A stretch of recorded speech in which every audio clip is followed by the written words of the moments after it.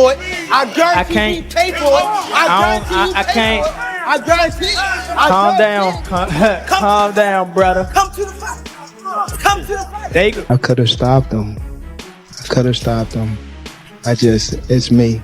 Because I ain't pick it up when I supposed to pick it up. I think I was boxing too much in the beginning. When I felt like he was slow, it was just already late down the line. I didn't want to get caught while my eyes was burning. Gervonta Davis is back and sounding strong after a few weeks of silence following his tough performance against Lamont Roach. It looks like 3 weeks of focused training really paid off. He had said he'd hit the gym right after the fight, taking just a week to relax and recover. Now, he's clearly found his rhythm again and has called out Lamont Roach, promising a very different outcome this time. It's going to be a death sentence for him, Gervonta tweeted, adding that all the talk has to stop. Amateurs, was there a little, you're not going to scare me, you're not going to, intimidate me. I see the smile on your face. What was going on in the ring? What was being said, man? He was like, if I hit him with a little jab or whatever the case, oh, that ain't nothing. Or if he hit me, or if I block a shot, I was like, oh, too slow. Or, you know what I'm saying? Stuff like that. Like, I'm like, it's okay. What was he saying to the referee? When I said to Steve? No, what was he saying? He was talking to the ref the whole time, too, yeah. Oh, so, all right, so one time, when I hit him on the break. Look, fool. Hey, fool. This me and you, fool.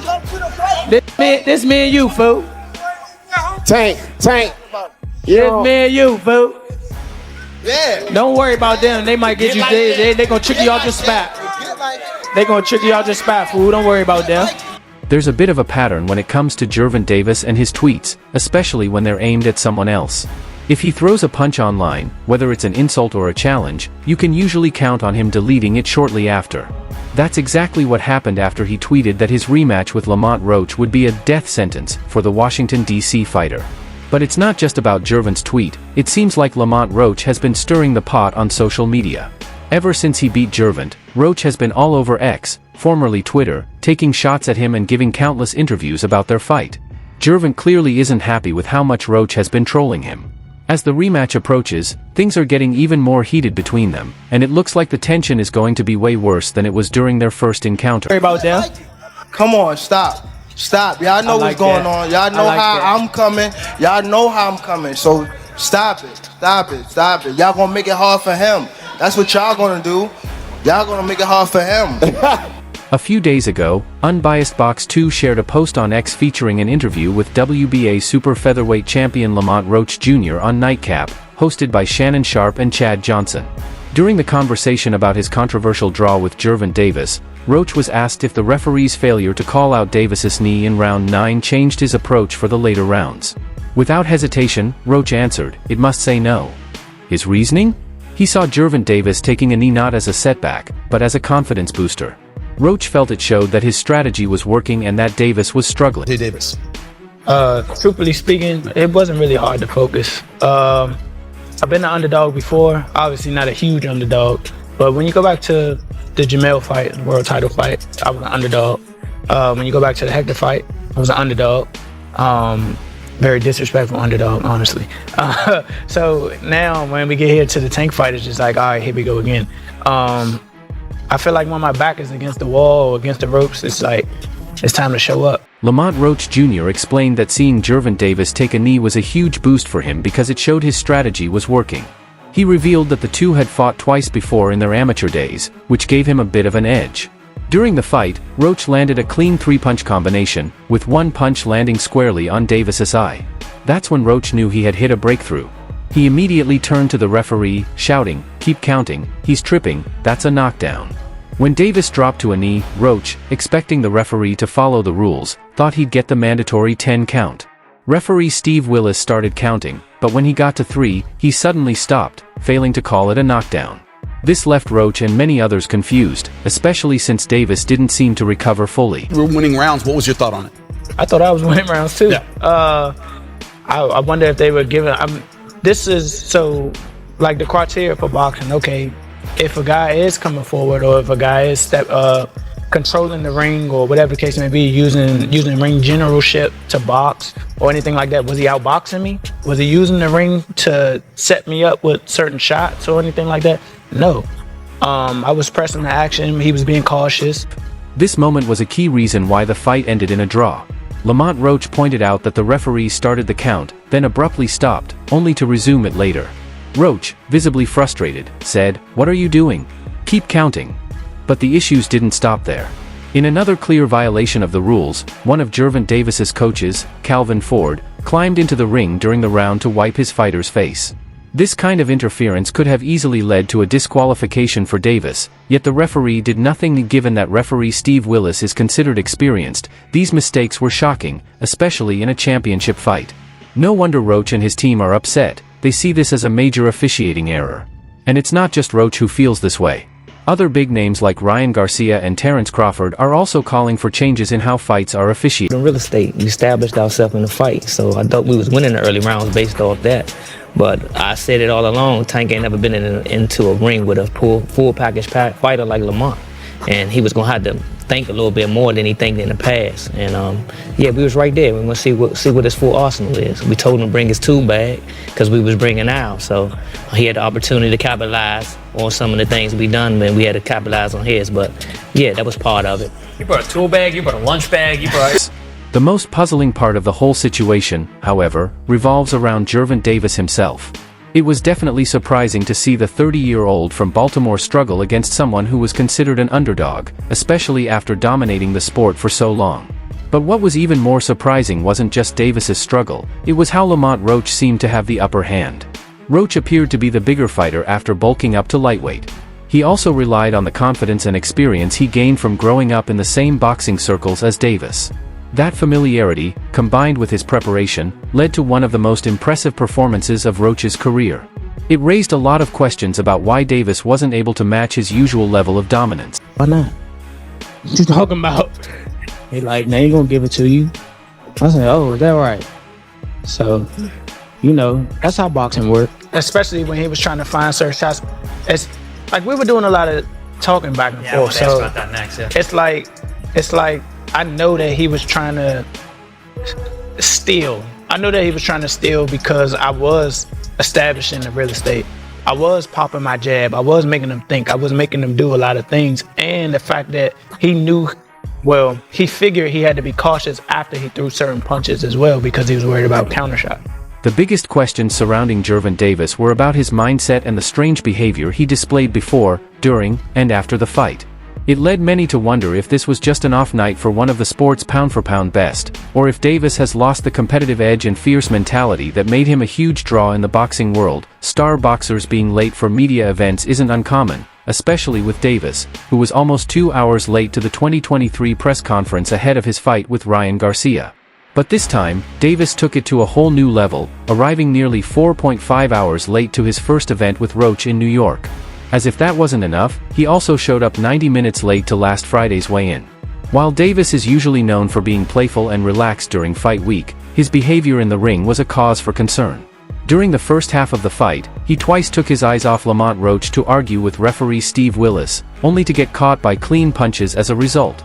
That kind of distraction was alarming for many, raising questions about his focus and mentality going into the fight. It's sad to say, you know, that's how boxing works. I'm not, like, totally upset. I figured with a superstar, you won't get too much on paper. Prime Video cameras also caught some concerning moments in Davis's corner during the fight. At times between rounds, he was heard yelling over his trainer Calvin Ford, demanding, "Listen to me." This kind of outburst only added to the sense that something wasn't quite right with his focus and approach. Then, in round 9, there was the controversial moment that many are still talking about. After Lamont Roach landed a series of jabs, Davis started blinking aggressively at his left eye, then unexpectedly turned his back to the action and took a knee. He quickly got up and rushed to his corner, where Ford used a towel to wipe his eyes.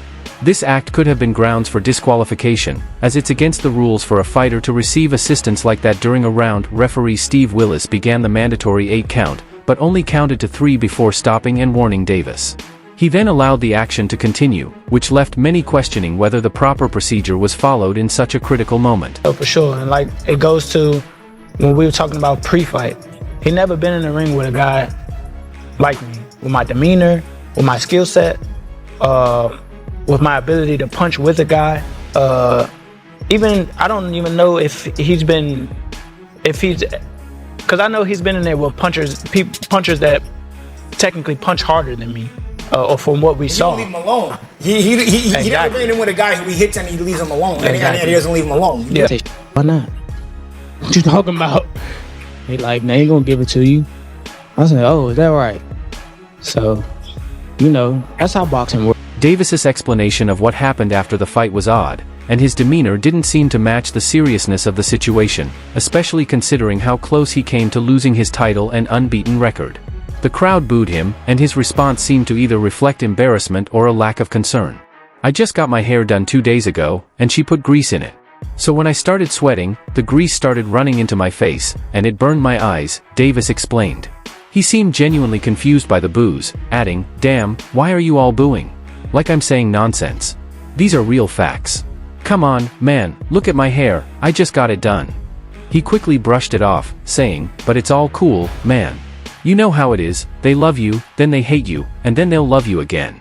It seemed like Davis wasn't taking the situation too seriously, which only raised more questions about his mindset after such a close call in the ring.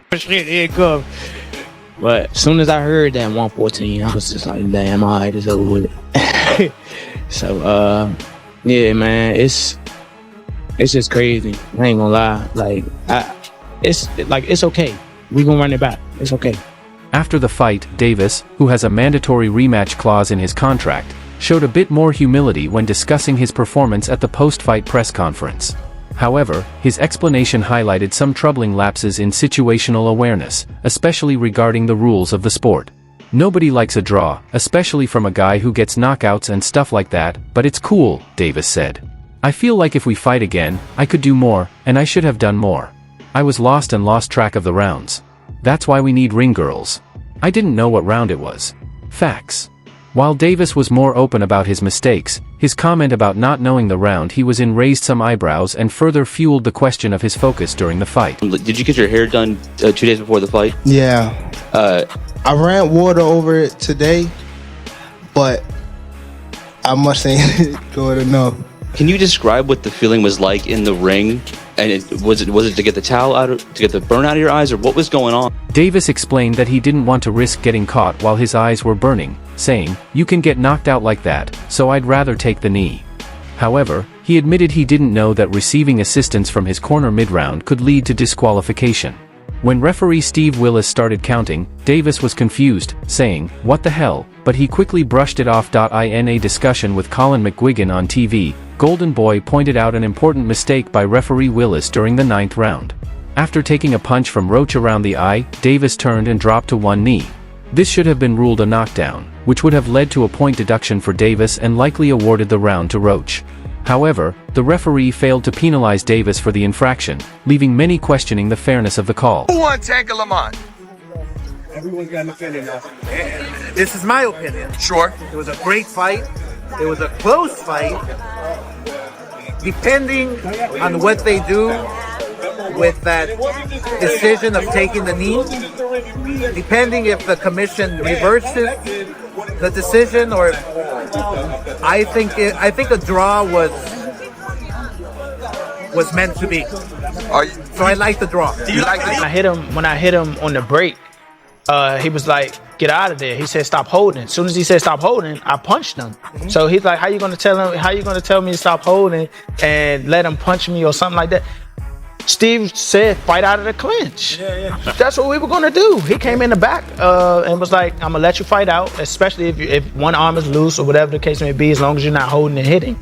So when he said, "Get out of there," he got out of there without his hand. Oscar de la Hoya expressed his surprise over the way things unfolded, particularly with the referee's handling of the fight. "You know who the commission or the referee is," de la Hoya said. "In fact, I was surprised that the referee allowed that to happen because he's a professional with experience."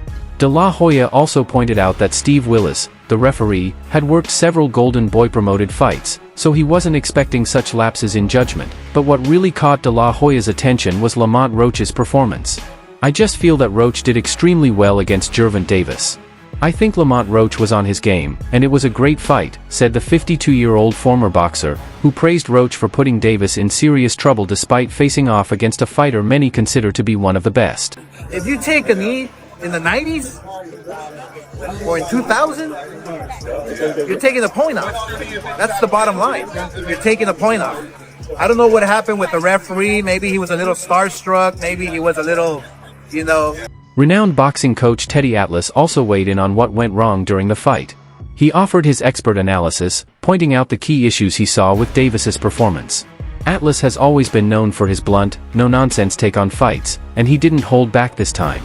He criticized Davis for not showing the usual focus and intensity that fans expect from him, highlighting how the lack of discipline and mental sharpness played a big role in the outcome. I'm sorry. I'm terrible. I am, but I'm ashamed of myself. I am so cynical. But this sport has made me cynical. I'm sorry. I don't see anyone's going to make... Teddy Atlas didn't hold back when discussing the referee's performance. He suggested that the ref wasn't up to par and even hinted that there could have been some outside influence at play, implying that the ref might have been bribed. According to Atlas, the referee would never have let Roach get away with the same things Davis did. "We need better refs, more educated refs, trained refs, whatever you want to call them," Atlas said. "I'm not going to say honesty was the issue, because I don't know. But we definitely need refs who understand the rules, make the right calls, and are bold enough to stick to them."